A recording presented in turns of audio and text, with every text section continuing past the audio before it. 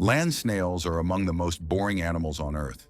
They crawl slowly, look unexciting, and barely deserve a second glance. But the same cannot be said of their underwater counterparts. These guys have heavier shells, sharper mouths, and top-notch survival instincts. But why are aquatic snails so different from land wee snails? And what truly makes them scarier than their friends on land? To understand the difference between the two, we have to understand their natural habitats. Land snails live a slow, quiet kind of life, and honestly, you won't hear them complaining about it. They crawl through gardens, chew on leaves, hide from birds, and call it a day. The thing is, there isn't a thing about land that really forces them to rush, adapt fast, or get creative. The land which snails find themselves upon allows them to live such calm lives with hardly any worry or fear. Now here is where everything changes. Because unlike land that can be forgiving, water shows absolutely no mercy.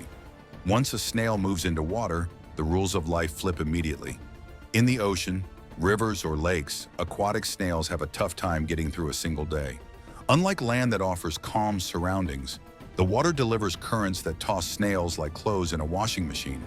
Instead of occasional danger like the type snails face on land, predators circle aquatic snails nonstop from every direction. This is the water we're talking about, where food can be scarce and everything is trying to eat every other thing. For this reason, aquatic snails cannot afford the kind of slowness, hesitation, or softness that land snails are known for. For aquatic snails, it isn't just about adaptation. It's about adapting aggressively. It's either that or they disappear very quickly. But adaptation is one thing, and being terrifying is another. So what really makes aquatic snails terrifying? To begin with, we have to look at their anatomy. Water supports weight, so the shells of aquatic snails grow thicker and heavier without issues. Their muscles also grow stronger because holding a position underwater takes serious effort. Unfortunately for them, breathing becomes complicated, which forces underwater snails to invent new oxygen strategies. Some rely on gills, while others trap air inside shell chambers. Each solution allows longer dives, faster movement, and more active hunting. And step by step, that's exactly how these gentle plant eaters turn into survival specialists inside the water. So as these adaptations stack together, the snail body starts feeling unfamiliar. That is the moment when things start getting unsettling. And nothing proves this transformation better than the giant Triton snail. At first glance, the giant Triton snail looks like a fantasy prop. Its shell alone can stretch up to 50 centimeters long, but that's not even its most amazing feature. Would you believe that a fully grown adult Triton snail weighs over 5 kilograms? This feels totally absurd, but it's 100% true. I mean, 5 kilograms for a snail? How many people would dare carry that? You find them across the Indo-Pacific, especially around coral reefs. And they move slowly, just like all snails in the world. However, every movement the Triton snail makes feels deliberate and confident. Now here's where it gets uncomfortable. Instead of grazing algae like you might expect, this snail hunts actively. And guess what? Its preferred prey is the crown-of-thorns starfish. But this is no easy meal to catch, because these starfish can reach nearly 1 meter wide and carry venomous spines. In fact, most reef animals avoid them completely because pain is guaranteed. But the Triton snail does not avoid them at all. Instead, it follows chemical trails left by stressed or injured starfish. And once it's close, it grips the spines using thick muscular tissue. That tissue resists toxins that stop most predators instantly. Then the snail locks itself in place using powerful suction. Next comes the part that feels especially wrong. The Triton snail extends its radula, which works like a living drill. Its radula has thousands of microscopic teeth, which scrape repeatedly into the starfish's tissue. Then the snail's digestive enzymes seep inside, slowly turning organs into liquid. Venom later weakens the starfish, further preventing any chance of escape. This process can last for hours, sometimes nearly a full day. But as long as the Triton snail has gotten its meal, I doubt it would care. Eventually, the massive starfish collapses completely, and all that remains is a hollow skeletal structure on the reef. Watching this happen challenges everything people think about snails, and maybe that's why aquatic snails are branded as terrifying. The funny thing is, reefs actually depend on this predator. Without Triton snails, crown of thorns populations will explode quickly. Those starfish will then consume coral faster than reefs can recover. If this happens, entire reef systems will collapse across thousands of square kilometers. So this slow, heavy snail deserves gratitude for reef survival worldwide. But here's the twist. If hunting slowly feels terrifying, then speed hunting makes things far worse. Because the next snail removes time from the equation entirely. I'm talking about none other than the cone snail. It looks small, calm, and even pretty at first glance. Bright patterns cover their shells like decorative souvenirs. But it's that exact appearance that lowers defenses instantly, which works in their favor. Species like Conus geographus grow only about 15 centimeters long, and you can find them in shallow tropical waters across the Indian and Pacific Oceans. But this is not a peaceful grazer. Instead, cone snails are ambush predators with surgical precision. They hunt fish, marine worms, and even other snails. To do this, they evolved one of the most disturbing weapons underwater. Cone snails have a modified tooth which is shaped like a hollow harpoon. This harpoon connects directly to venom glands inside their body. And when prey moves within range, muscles fire the tooth instantly. The harpoon shoots forward with shocking speed and force. And once embedded, venom flows straight into the prey's nervous system. That venom contains conotoxins, which are some of the most complex toxins known to man. Different toxins target different nerve pathways inside the body. Some stop muscle movement by blocking calcium channels, while others shut down nerve signals that control breathing. Any fish hit by a cone snail's venom stops moving within seconds. Now here is where it becomes personal. Humans who have been stung by cone snails have experienced numbness, paralysis, and breathing failure rapidly. Medical records have confirmed over 30 human deaths as a result of cone snail stings. The worst part is, there is no antivenom available anywhere in the world, so treatment relies entirely on fast hospital care and respiratory support. Even worse, cone snails can strike more than once. They store dozens of spare harpoon teeth inside their bodies. After firing one, they reload and prepare another immediately. That means one snail can deliver multiple venomous strikes. At this point, it feels less like an animal and more like a weapon system. Compared to this, land snails seem almost lazy and useless. They cannot inject venom, reload weapons, or hunt fish like their cousins in the water. However, the thing about water is that it removes most natural limitations. Buoyancy supports heavy shells and powerful muscles.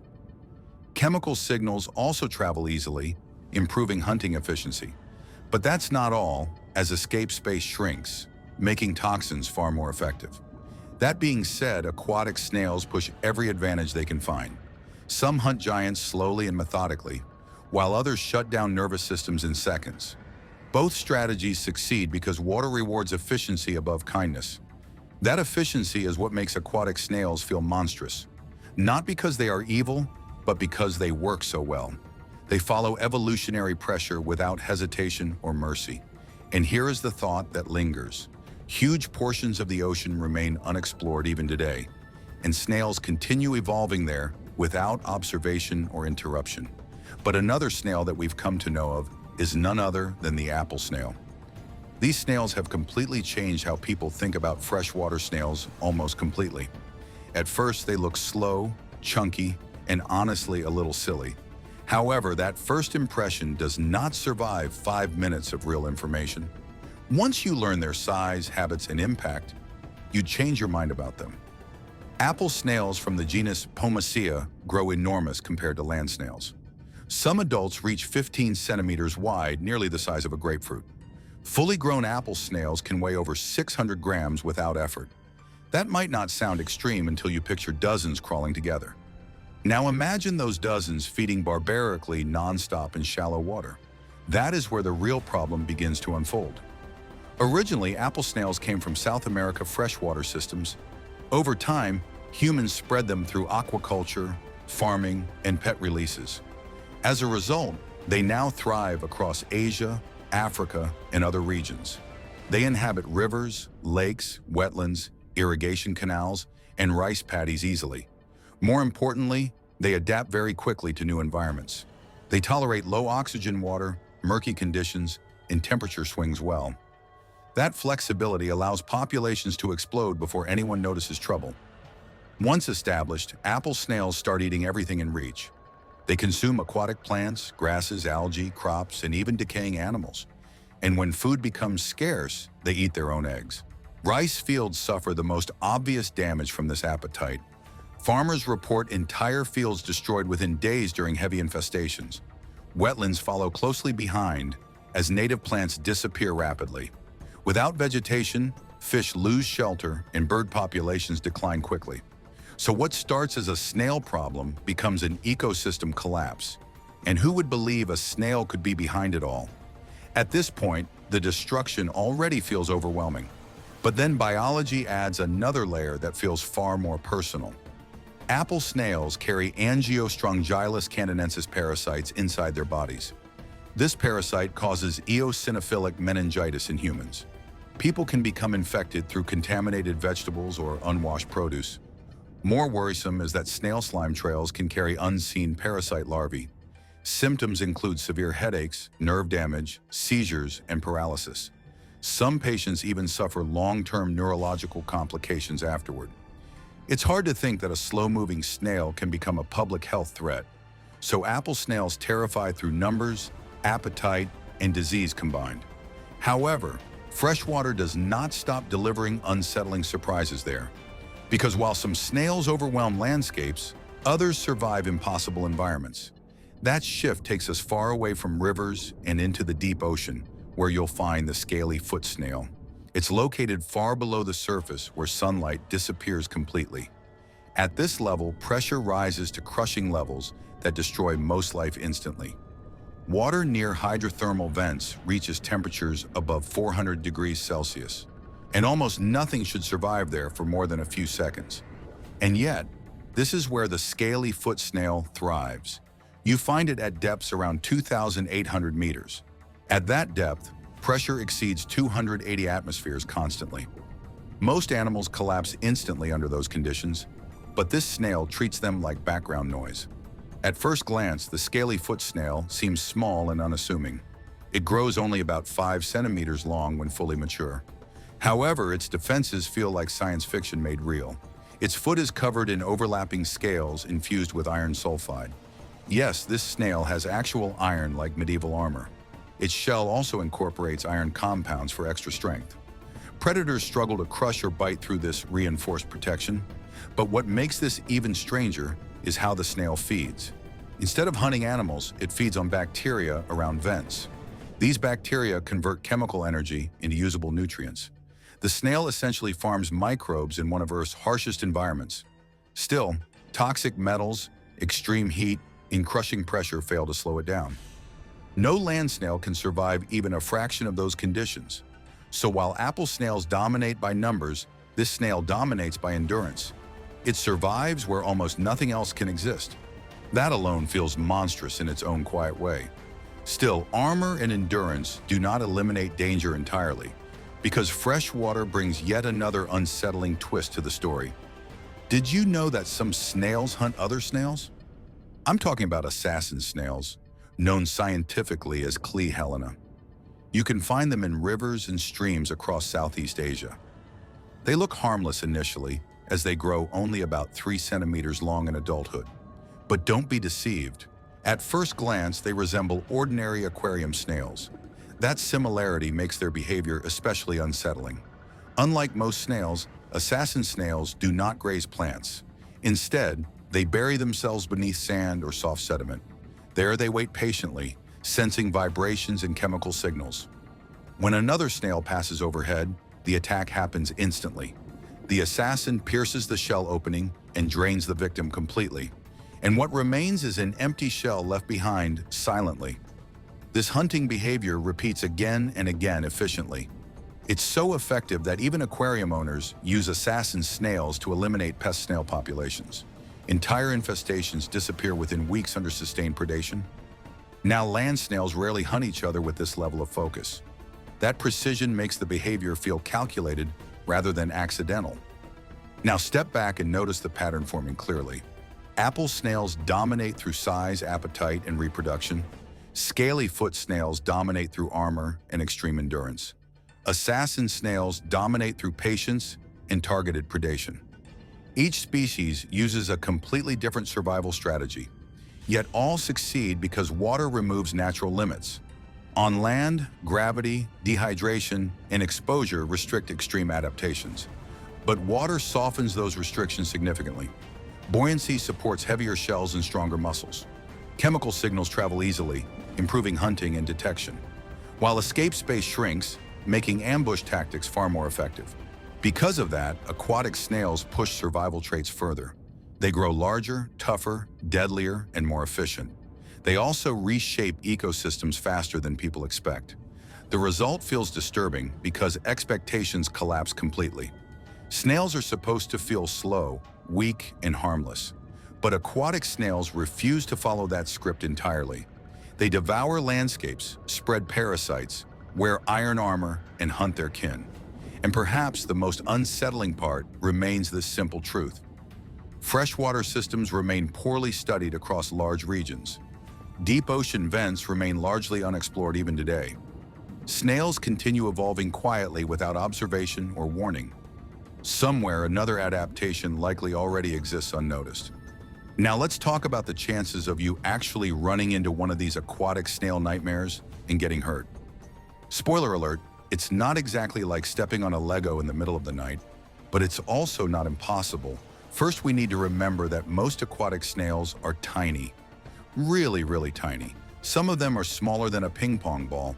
So your average pond snail probably isn't going to chase you down the river like a tiny, slimy Terminator. But that doesn't mean all of them are harmless. Take cone snails, for example. The Conus geographus species is only about 15 centimeters long, so yes, you could hold it in your hand without breaking a sweat. But as I mentioned before, they're armed with a venomous harpoon. And not just any venom, because one strike can shut down your nervous system fast. Humans do occasionally die from them, so be careful before diving in tropical waters and decide to pick up a colorful little snail from the sand. That being said, most encounters happen because people are careless. Divers and snorkelers who know what they're doing rarely get stung. The snail isn't actively hunting humans. It's fishing for dinner, not you. Then we have giant triton snails. You're thinking, this thing is massive. It's 5 kilograms and 50 centimeters long, surely it's going to hurt me. Relax, tritons are very slow. They hunt crown-of-thorns starfish and don't care about humans at all. So unless you fall face first onto one while swimming, which is very unlikely, the snail is going to keep its focus on its actual prey. Your chances of getting physically hurt by a triton are basically zero. They are more like the strong, silent type of predator. They are intimidating in theory, but not interested in casual human interaction. Freshwater snails, like apple snails, pose a different kind of threat. You're not going to get bitten, stung, or drilled by one, but you could accidentally ingest their parasite, Angiostrongylis cantonensis. That's the brain-munching one.